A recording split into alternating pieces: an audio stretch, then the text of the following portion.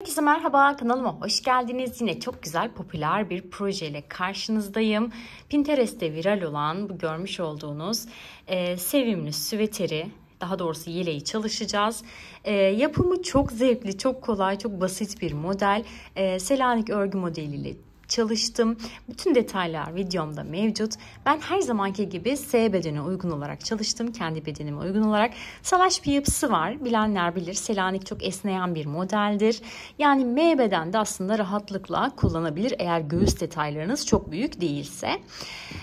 Süveterimiz bu şekilde. Toplamda 2,5 yumak ip kullandım. Kullandığım ip, şiş ve diğer detayların hepsi zaten videonun ilerleyen bölümlerinde mevcut. Şimdi ölçü isteyenler için bitmiş haliyle ben ölçülerini paylaşmak istiyorum.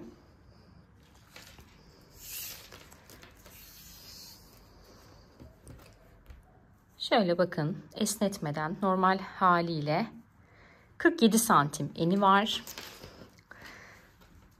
Zaten fotoğraflardan da anlarsınız. Detaylı fotoğraflarını Instagram hesabımdan paylaşacağım. Yüksek bel kıyafetlerle çok rahatlı olabilir. Yüksek bel eteklerle, kotlarla çok rahat olur. Boyu 41 santim. Şu omuz kısmından itibaren. Şu kısmı da bakarsak eğer gördüğünüz gibi 31 santim. Bu dediğim gibi S bedene uygun. Eğer çok ciddi bir göbek probleminiz ya da göğüs probleminiz yoksa M bedene de olabilir. Diğer bedenlerde çok rahatlıkla büyütebilir. Ben yanları 32 ilmek başladım. Arkayı 60 ilmek başladım. Sizler de kendi bedeninize göre, Selanik zaten çok esneyen bir model olduğu için mesela M beden için arkayı 6 ilmek ya da 5 ilmek artırıp yanları da 3-3-6 ilmek artırabilirsiniz. Yani yanlar 35-35 olur. Arkası ise 65 ilmek olursa M bedeni rahatlıkla olur diye düşünüyorum. Şu kısımlarını vesaire zaten dikerken kendi boyunuza göre çok rahatlıkla ayarlayabilirsiniz. Koltuk altı genişliğinize göre. Buraları da şöyle söyleyeyim yine. Direkt ölçü isteyenler için. Evet, şöyle 21 santim koltuk altından bırakmış olduğum açıklık. Şu düz diktiğim kısmı da hemen söyleyeyim. 21 santim. Çok böyle geniş bir yakası yok. Gayet güzel. Zaten gömlekle de giydim. Gömleksiz de giydim. İki versiyonda fotoğraflarımı çektim. Oradan detaylı bakabilirsiniz. Yakası güzel. Eğer siz daha derin yaka istiyorsanız benim kesme yaptığım yerden şöyle 3 parmak falan daha önce kesme yaparak daha uzun bir kesme yapabilirsiniz. Bu şekilde ne yapmış olursunuz? Daha derin bir V yaka elde etmiş olursunuz. Modelimiz bu şekilde. Ben Instagram üzerinden yaptığım ankette birçok rengini paylaşmıştım. Pinterest'te zaten birçok rengi var. Hangisini yapayım diye. Yani net bir şey olmadı açıkçası. Herkes farklı bir renk söyledi.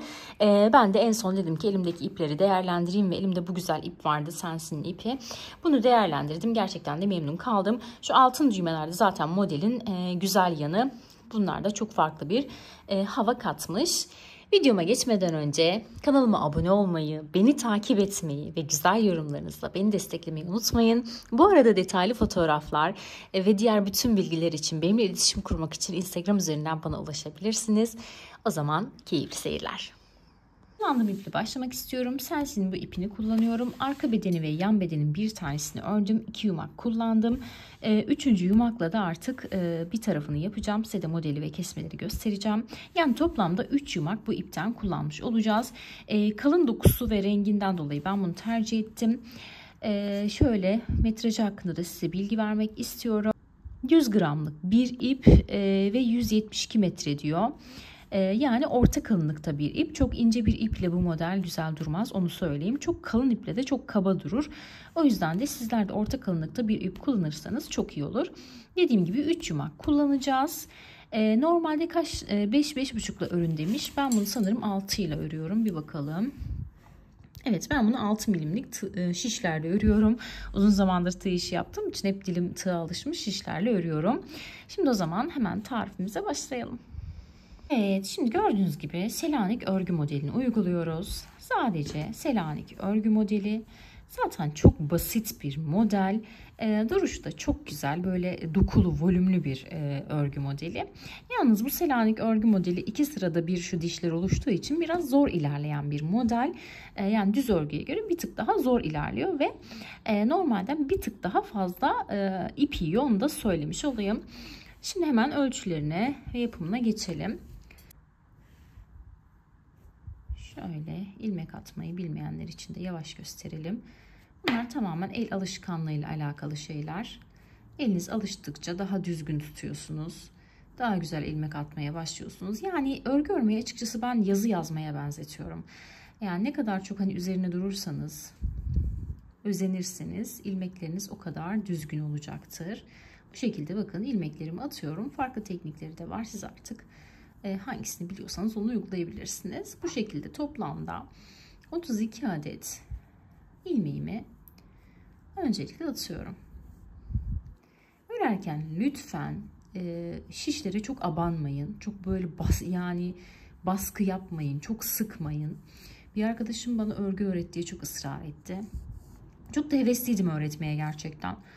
Yani şişleri bir tutuşu var. Böyle yapışıyor kız yani. Şişte sanki orada bir şey var. Onu koparmaya çalışıyor gibi. Ya diyorum bak elini rahat bırak, esnek bırak. Yok. Yani mümkün değil. O şeyi tutturamadık. Sonra vazgeçti zaten. Bakın bu şekilde esnek esnek, rahat rahat 32 tane ilmeğimi atıyorum. 32 tane ilmeğimi attım. Şimdi ben sağ tarafı öreceğim. Gördüğünüz gibi sol tarafı ördüm. Ama sol tarafı nasıl öreceksiniz onu söyleyeceğim. Sol taraf için şuradan 6 tane ilmeği ayıracaksınız. 2, 4, 6. Buraya ayraç takacaksınız. Bu 6 ilmeği bir ters bir düz olarak öreceğiz.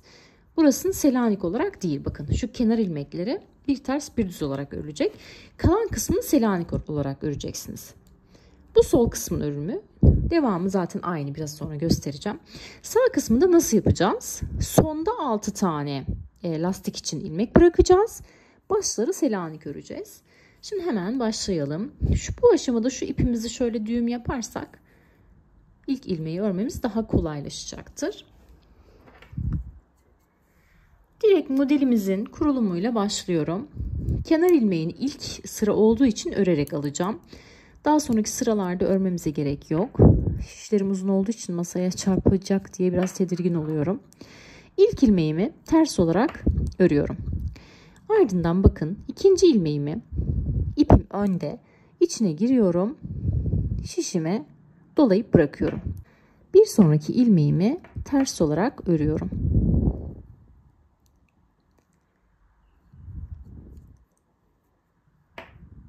Bakın bir tane ördüm. Bir tanesinde de yine ters örecekmiş gibi ipin içinden geçiriyorum tığı. İlmeğimin içinden geçiriyorum tığı. Boştaki ipim de üstte, örmeden atlıyorum. Bir sonrakine giriyorum. Ters olarak örüyorum. Bakın bir sonrakine içine giriyorum. Örmeden şimdi üzerinde bırakıyorum ve devam ediyorum. Bir sonraki ilmeği ters olarak örüyorum. İlk sırada bu şekilde yapıyoruz. Bir ilmeği üzerine ipi alıyoruz, örmeden atlıyoruz. Bir sonraki ilmeği ters olarak örüyoruz. Bir ilmeği bakın şişi içerisine batırıyorum, üzerine atıyorum, şuradaki boştaki ipimi de örmeden alıyorum. Bir sonraki normal ters olarak örüyorum. Şimdi bu şekilde şurada 6 tane ilmeğim kalacak şekilde şu sondakini tek ilmek sayıyoruz. 1, 2, 3, 4, 5, 6. 6 tane ilmeğim kalacak şekilde diğer ilmeklerimi bu şekilde örüyorum.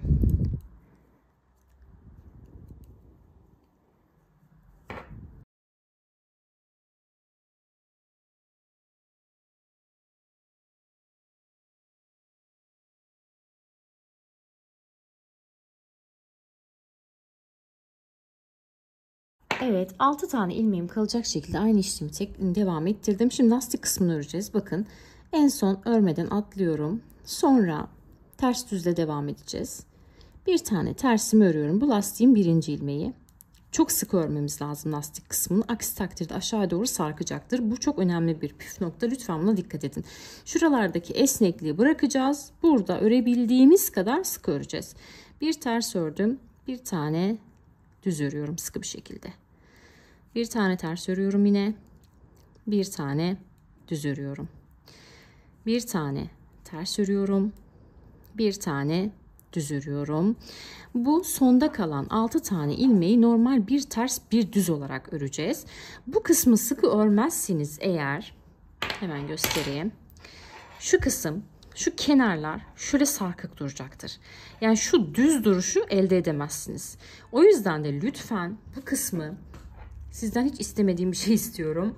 Elinizi mümkün olduğu kadar şu 6 tanelik ilmeği örerken mümkün olduğu kadar sıkın. Ne kadar dar örebilirseniz o kadar güzel bir lastik geçişi olacaktır kenarda.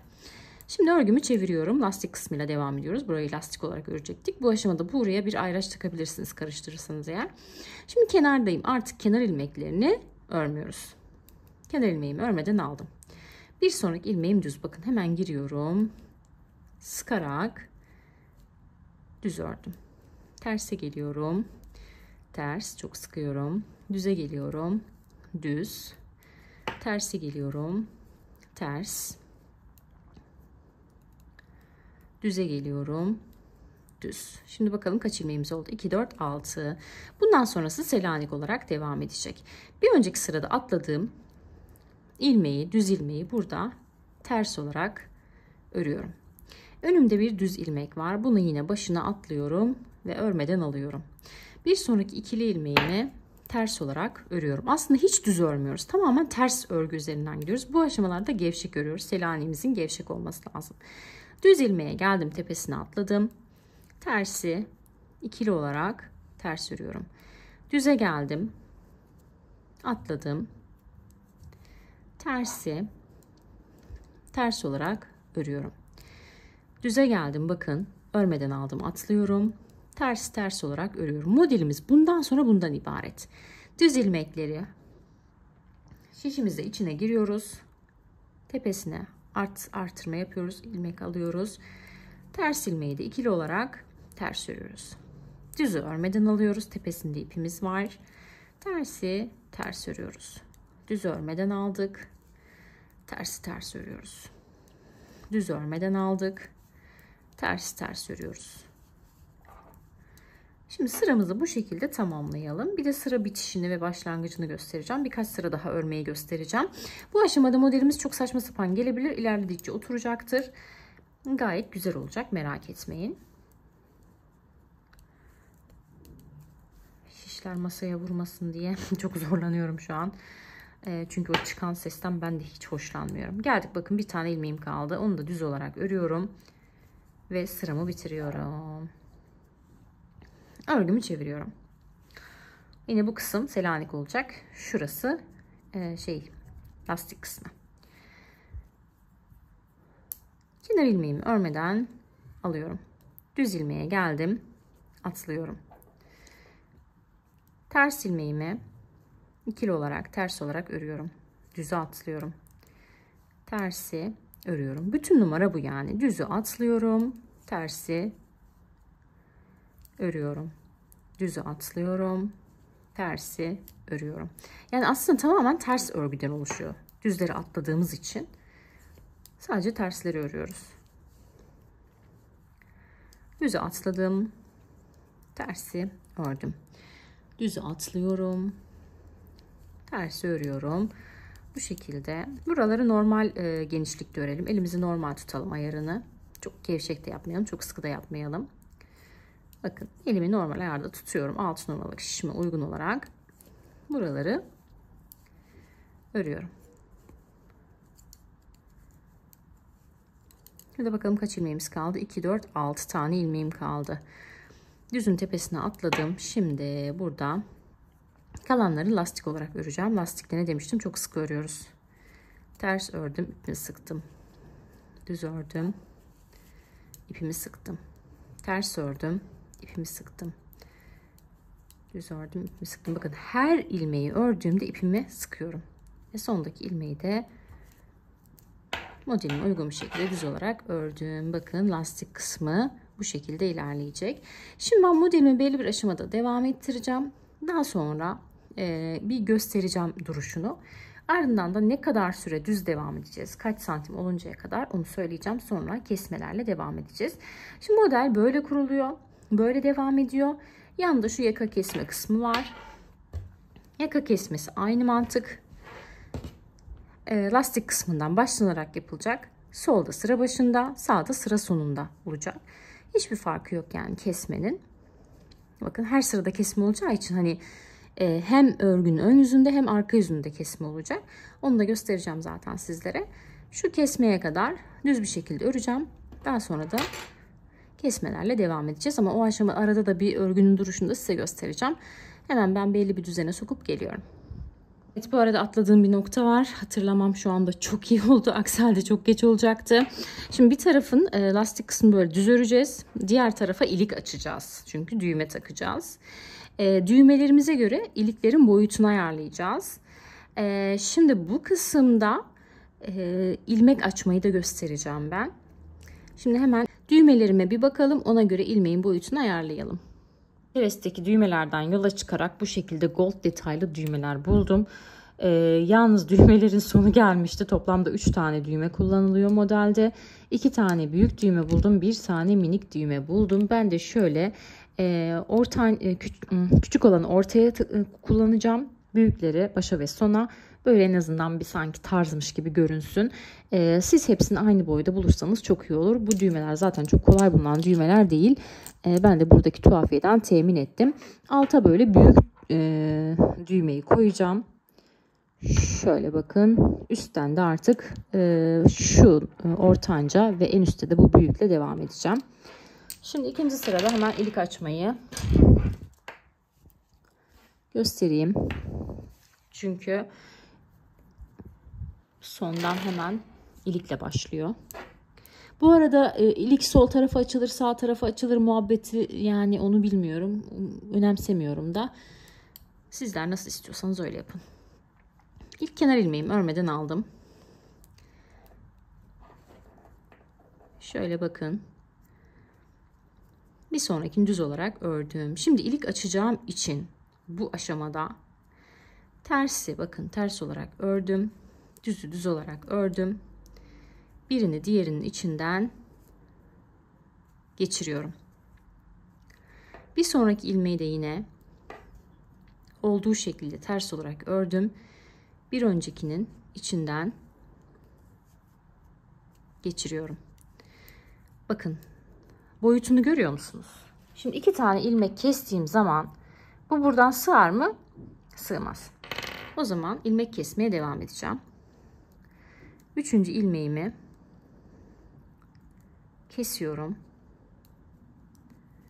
Şu Selanik buraya etkilemiş. Evet. Düz olarak kestim ve içinden geçirdim. Yani toplamda 6 tane şurada lastik için ilmek bırakmıştım. 3 tanesini kestim. 1, 2, 3 tane ilmeğim var. Şunu şöyle bir bakalım. Buradan sığar mı?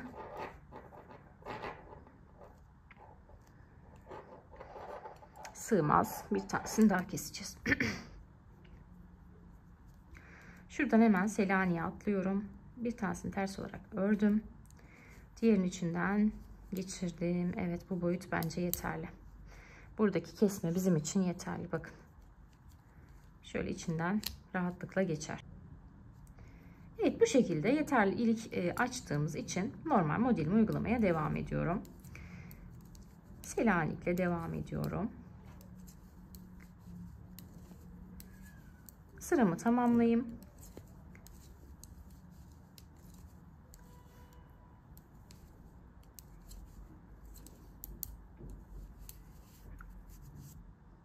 Sıramı tamamladım. Şimdi örgümü çeviriyorum. Şuradaki ilmek açtığımız noktaya kadar modelimi gördüğüm şekliyle devam ettiriyorum. O ilmek açtığımız noktada ilmekleri tekrar kapatacağız.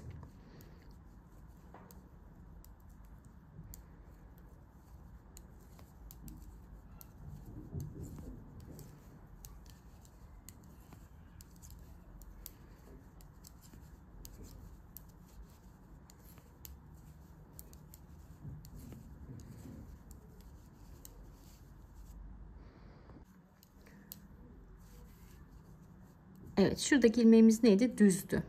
Bunu böyle tepesine atladıktan sonra 4 tane ilmek kesmiştik. Şimdi 4 tane ilmek artıracağız. Şöyle bakın.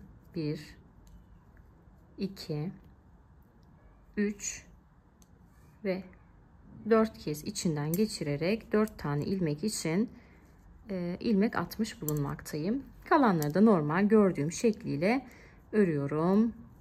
Ters, ve düz olarak. Burada bakın ilik kısmı için ne yapmış olduk? Halletmiş olduk. Şimdi çeviriyorum tekrar. Kenar ilmeğimi yine örmeden aldım. Lastiklerimi devam ettiriyorum. Düz. Düzden sonra otomatik olarak ne geliyor? Ters geliyor. Ters. Düz. Ters. Düz. Bakın buradaki ilmekleri örmüş olduk. Bu normal modelimi bundan sonra devam ettiriyorum. Evet, şimdi ben örmeye devam ediyorum. Bakın birinci iliğimizi burada birlikte açmıştık. Şöyle düğmemi koydum. Sonra belli bir mesafe ördüm. İkinci ilik için, küçük düğmem için buraya ilik açtım. Diğerinde bu noktayı açacağım ve toplamda 3 tane gördüğünüz gibi düğmem olacak. Mesafeleri de şimdi santim olarak söyleyeceğim sizlere.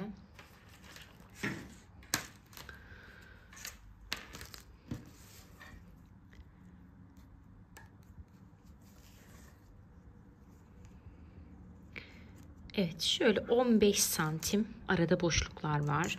Yani açıkçası şu kısmı ölçeceksiniz.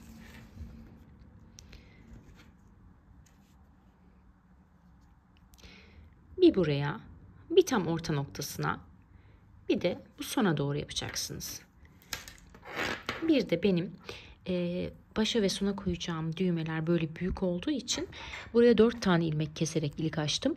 Ortadaki düğmem bir tık küçük olduğu için büyüğünü bulamadım maalesef. Buraya 3 tane ilmek keserek ilik açtım. Yani bu da size fikir olsun. Sizin düğmeleriniz eğer daha küçük olacaksa 3 tane ilik kesebilirsiniz. Bir de bir püf nokta daha söyleyeceğim. Şu yanların sarkmaması için, şöyle düzgün durması için, sarkmaması için. Şimdi Selanik'te 2 sırada bir model oluşuyor. Ama yanlarda her sırada ördüğümüz için bir ters bir düzde. Normalde bu eğer denerseniz evde görürsünüz. Böyle bayağı bildiğiniz sarkık duruyor aşağı kısmı. Ama dediğim gibi ben bu kısmı çok sık ördüm. Bir de sık örmenize rağmen hala bu kısımda bir sarkıklık hissederseniz hemen şöyle bir tüyo vereyim size. Sıra başından başladınız değil mi? Ördünüz, ördünüz, ördünüz, geldiniz. Burada şuradaki lastik kısmına geldiğiniz noktada direkt örgünüzü bulunduğunuz noktadan çeviriyorsunuz. Lastik kısmını yani hiç örmeden direkt Selanik'le dönüşe devam ediyorsunuz. Yani burada ne yapıyorsunuz aslında? Bir sıra lastiği örmüyorsunuz. Ama bunu 5-6 sırada bir tekrar etmek lazım ki aralarda delikler oluşmasın. Ben ara ara yaptım. Yaptığım noktada delik oluşuyor. Çok bariz belli olmasın diye. Yani böyle toplamda işte bu yan kısımda 4 kere falan yapın. Çok yapmanıza gerek yok. Zaten birkaç defa yaptığınız zaman, burayı da sıkı tuttuğunuz zaman gayet güzel toparlıyor. Hiçbir sıkıntı yok. Şimdi bu şekilde ben şu düz örme kısmını bitireyim. Daha sonra kesmelerle devam edelim. Evet, şimdi yanları ben düz bir şekilde belli bir uzunlukta ördüm. Şöyle gördüğünüz gibi 1, 2, 3 tane de düğme için ilik açtım. Şimdi artık yaka kesmesine başlayacağız. İki tarafı da aynı şekilde yapın. Hiç kafanız karışmasın. Zaten Selanik'in önü de aynı, arkası da aynı. Şöyle düşünün yani. İster sağ taraf olarak kullanın, isterseniz de sol taraf olarak kullanın. Dediğim gibi her iki yönü de aynı. Şimdi kesmelere başlayacağım ama öncesinde bir saniye santim olarak ölçüsünü paylaşmayı unuttum. Hemen paylaşayım. Evet, şöyle 32 santim uzunluğunda ördükten sonra kesmelere başlıyorum ben. Kesmeler çok basit. Her sırada kesme yapacağız. Her sırada sadece bir tane ilmek keseceğiz. Şimdi bakın. Kenar ilmeğini örmeden alıyorum. Bir sonraki ilmeğim neymiş? Düz. Düz olarak örüyorum. Ardından da bir önceki ilmeğin içinden geçiriyorum. Ve böylelikle bir tane kesme yapmış oldum. Şimdi kalan ilmeklerimi gördüğüm şekliyle örerek sıramı tamamlıyorum. Dönüşte sıra sonunda tekrar kesme yapacağım. Yani hem ön yüzde kesme yapıyoruz hem de arka yüzde kesme yapıyoruz. Şimdi bakın bir tane kesme yapmış oldum. Sıramı tamamlayacağım. Bir de sıra sonunda bitişte kesmeyi göstereceğim. Sonrası zaten tekrardan ibaret. Kesmeler çok kolay. Sıra başında ve sıra sonunda birer tane ilmek kesiyoruz. Evet, bakın arkadan döndüm, modelimi devam ettirdim. Şimdi sıra sonuna geldim. 2 tane ilmeğim var. Öncelikle son kalan ilmeklerden ilkini gördüğüm şekliyle örüyorum. Daha sonra diğerini de gördüğüm şekliyle örüyorum. Ardından da bakın bir öncekini son ilmeğin içinden geçiriyorum ve böylelikle ne yapmış oldum? Bir tane ilmek kesmiş oldum. Sıra sonlarını da bu şekilde kesme yapacağız. Şimdi tekrar çevireyim örgümü. Bakın kenar ilmeğimi örmeden alıyorum. Bir sonraki ilmek neymiş? Düzmüş. Düz olarak ördüm. Ardından da bir önceki ilmeği içinden geçirdim. Bu şekilde tekrar kesme yapmış oldum.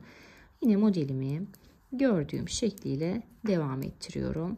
Bu şekilde her sırada önde de arkada da birer tane ilmek keseceğiz. Ta ki kaç tane ilmek kalıncaya kadar, hemen bakalım. Şuradan sayalım kaç tane ilmek kalmış. 14 tane ilmek. Şimdi 14 tane ilmek kalıncaya kadar kesmelerimizi yapacağız.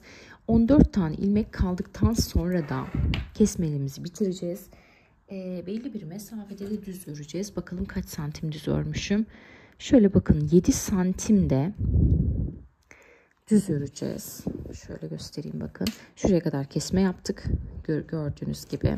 Burayı da santim olarak söyleyeyim istiyorsanız. Evet, şöyle 15 santim. Şurada düz ördüğümüz kısım, yani 14 tane ilmeği düz ördüğümüz kısımda 7 santim. Bu kısım 14 santim kesme yaptığımız kısım. Şurada 14 tane kalan ilmeği düz ördüğümüz omuz kısmı da 7 santim. Şimdi bu şekilde yapalım. Kapatmaları da göstereceğim. Evet, şimdi düz örme kısmını da tamamladım. Kesmeleri de yaptım. Önde ve arkada birer tane kesme yaparak geldim. Ardından da 14 tane ilmeği düz bir şekilde biraz önce verdiğim ölçülerde ördüm. Şimdi toplam ölçüsünü şöyle sizlerle paylaşmak istiyorum. Soranlar için fikir olsun diye. Esneme payı tabii ki var Selanik'in. Şöyle alttan ölçtüğümüz zaman 43 santim uzunluğunda ördükten sonra kesiyorum. Kesmeyi bildiğiniz şekilde de yapabilirsiniz. Benim nasıl yaptığımı merak edenler için göstereceğim. Kenar ilmeğini örmeden alıyorum. Bir sonraki ilmeği gördüğüm şekilde düzse düz olarak örüyorum. Bir önceki ilmeğin içinden geçiriyorum. Çok sıkmıyorum. Dar olur çünkü üst kısım. Şimdi bakın ikili bir ilmek var. İkisini birlikte gördüğüm şekliyle ters olarak örüyorum. Ardından da yine bir önceki ilmeğin içinden geçiriyorum. Sıradaki ilmeğim düz ilmek. Onu düz olarak örüyorum. Bir öncekinin içinden geçiriyorum. Şişlerim o kadar kaygan ki. Şimdi bakın ikili bir ilmek var. İkisini ters olarak örüyorum. Ve bir öncekinin içinden geçiriyorum. Bu şekilde kesmelerimi yapıyorum. Ardından da dikişle devam edeceğiz. Önce omuz kısımlarını birleştireceğim. Ardından yanları dikeceğim. Kenar lastiği vesaire yapmayacağız. Lastikle birlikte ördüğümüz için. Düğmeleri de diktikten sonra artık süveterimizin finalini yapmış olacak. Artık şu süveter mi, yelek mi? Yelek sanırım, evet. Yelek, süveter değil. Süveter genelde düğmesiz oluyor. Bu düğmeli olduğu için yelek olacak. Evet, bakın hepsini gördüğüm şekliyle örerek bir öncekinin içinden geçirdim ve kestim. Şöyle esnek olması lazım. Şuranın omuz kısmı olacağı için bu kısmın esnek olması lazım. Şimdi ipimi keseceğim ve dikişlere başlayacağım.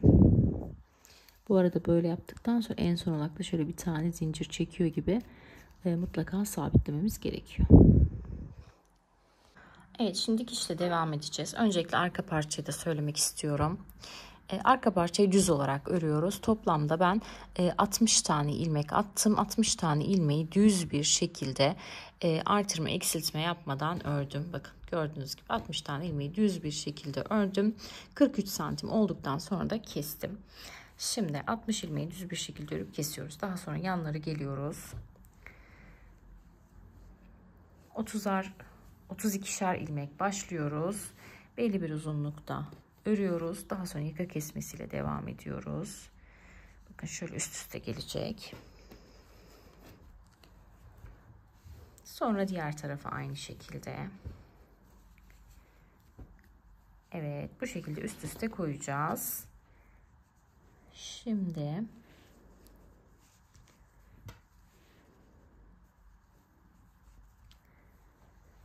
dikişi nasıl yapacağız? Önce şu omuz kısımlarını dikeceğiz. Dıştan başlayıp içe doğru. Daha sonra da burayı dıştan başlayıp içe doğru dikeceğiz. Ardından da yanlardan şöyle belli bir mesafede dikeceğiz. Kol genişliğimizin ne kadar olmasını istiyorsak o kadar geniş bırakacağız. Şimdi ben bir kısmını dikeyim. Diğer kısmını birlikte dikelim. Evet, dikişle devam ediyoruz. Şöyle omuz kısmını birleştirdim. Böyle Selanik modelini bozmadan düz bir şekilde bir geçiş elde etmeye çalıştım. Yan kısımda da bakın dikiş izi olmadan böyle Selanik modeliyle birleştirerek güzel bir şekilde diktim. Şimdi dikişi göstereceğim. Önce omzu göstereceğim nasıl yaptığımı. Şimdi bakın ip bırakmıştım zaten kesme yaptığım yerde. Karşı noktaya geliyorum. Şimdi buradaki Selanik'in kanadından giriyorum. Bakın diğer Selanik'in kanadından çıkıyorum. Sonra çeviriyorum. Bu tarafından giriyorum. İlmeğin diğerinin diğer tarafından çıkıyorum. Ara noktalardaki ters ilmekleri şöyle düz olarak geçtim.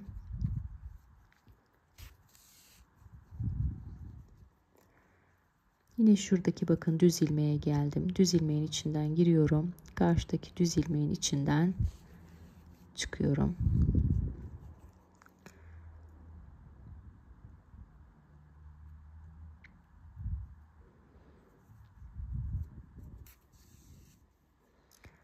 Buradaki düz ilmeğin içinden giriyorum. Buradakinin içinden çıkıyorum. Böyle ilmekler birbirine bakacak şekilde. Şöyle alta girdim.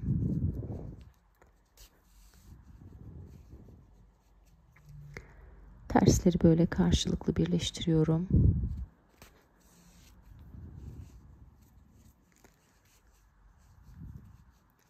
Şimdi bakın şuradaki düz ilmeğin içinden giriyorum. Karşısındaki düz ilmeğin dışta kalan içinden çıkıyorum. Şöyle bu noktaya geliyorum. Aradan geçirerek. Buradaki dışta kalan ilmeğin içinden girip karşısındaki ilmeğin içinden çıkıyorum. Yine şöyle alttan ters ilmeklere doğru yürütüyorum ipimi. Bakın gördüğünüz gibi sanki devam ediyormuş gibi, kesme yapmamışız gibi bir görüntü oluşuyor. İpim çıktı, hemen takayım.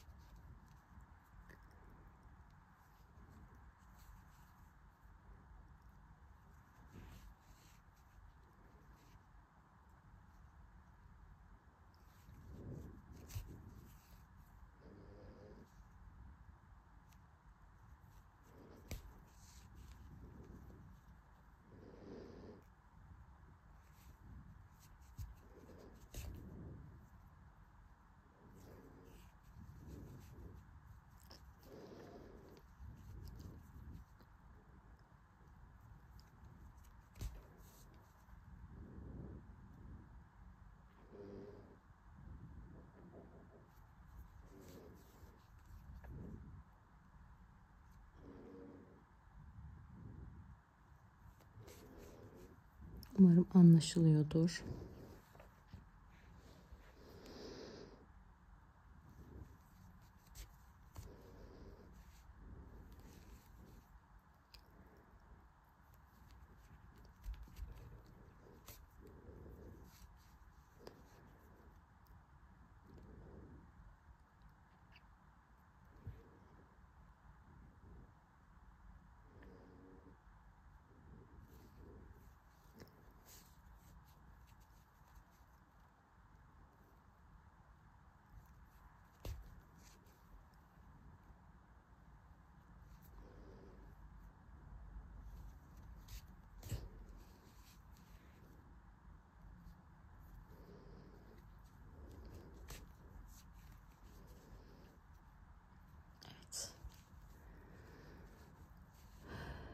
Gördüğünüz gibi.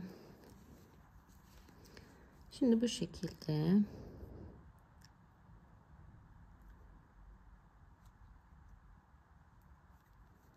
sıra sonuna kadar geliyorum.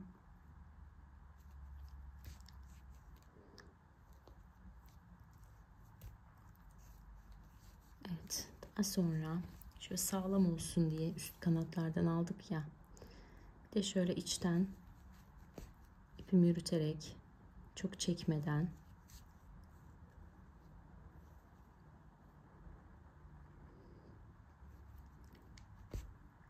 gidiyorum.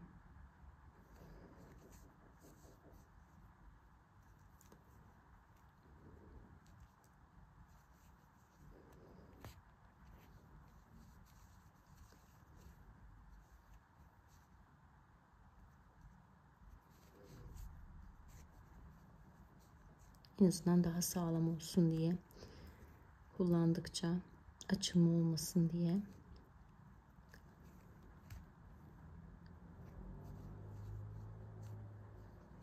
Bir de şuradan geçirebilirsem onu da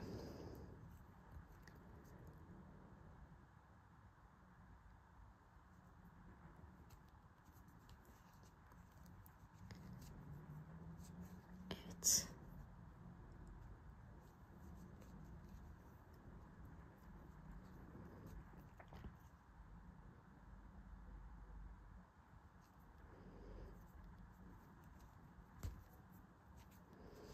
Evet. Gördüğünüz gibi bu şekilde diktik. Şunu da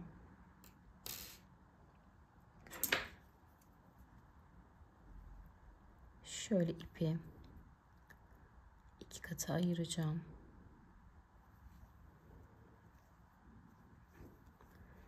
Burada bir düğüm yapacağım. Bu şekilde sabitlemiş oldum. Şimdi gelelim yanın dikimine. Onu da göstereceğim hemen. İğnemi takayım. Evet, ipimi sabitledikten sonra şöyle karşıdaki kenar ilmeğinin dibine batıyorum.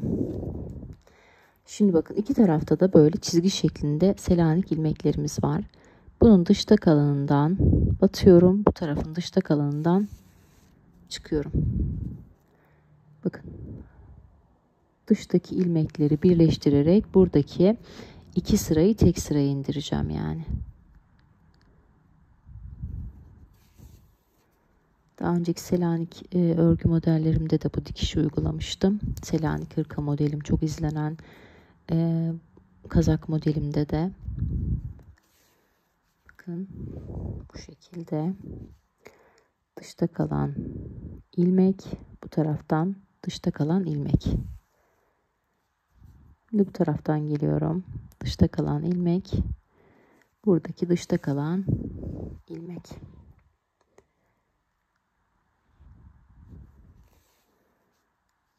Evet, bu şekilde dikeceğim. Şimdi belli bir mesafede dikeceğim. Koltuk altı için kendim üzerime giyeceğim. Belli bir alan bırakacağım. Daha sonra bu noktada artık hangi noktaysa koparacağım. İpimi sabitleyeceğim. Ardından da ne kadar mesafe diktikten sonra koltuk altı için kaç santim bıraktım onu da söyleyeceğim. Şimdi hemen tamamlayıp döneceğim. Evet, bakın yanları da bu şekilde bitirdikten sonra omuzları da diktim. Şimdi düğme kısımlarını da göstereyim. Düğme kısımlarını da bu şekilde diktim. Başa bu şekilde, sona bu şekilde, bir de ortaya bu şekilde. Bu arada düğmeleri diktikten sonra şu yanlarda böyle açıklıklar oluşuyor ya. Ben ondan çok hoşlanmıyorum açıkçası. Hani bu açıklık benim hoşuma gitmediği için şuralardan yavaş yavaş kenarlardan geçerek birleştirdim. Yani direkt böyle boyundan geçirmeli bir model oldu aslında. Hani düğmeleri çıkararak değil de boyundan geçirerek giyebileceğimiz bir model oldu. Zaten yapısı salaş olduğu için bence hiç de sıkıntı olmadı. Ben bu şekilde kullanmayı tercih ettim. Siz diğer şekilde de kullanabilirsiniz. Model çok tatlı, çok güzel, cici bir model oldu. Toplamda 2,5 yumak ip kullandım. 2,5 yumak yeterli oldu. Deneyeceklere kolaylıklar diliyorum. Videomu buraya kadar izlediyseniz lütfen kanalıma abone olup beni takip etmeyi unutmayın. Aynı zamanda Instagram hesabımdan da beni takip ederseniz çok sevinirim. Başka bir projede görüşmek dileğiyle. Hoşça kalın.